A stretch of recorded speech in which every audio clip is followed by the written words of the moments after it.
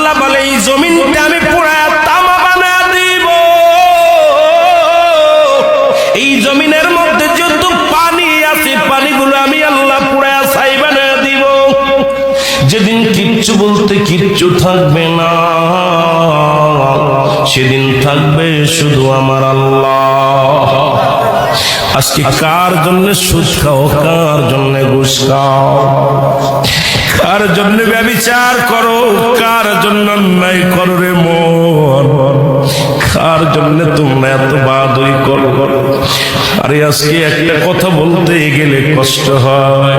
এই জমিনটা আল্লাহ পুরায়া তামা বানায়া দিবে। এই জমিনের মাটিগুলো পুড়ে হবে তামা।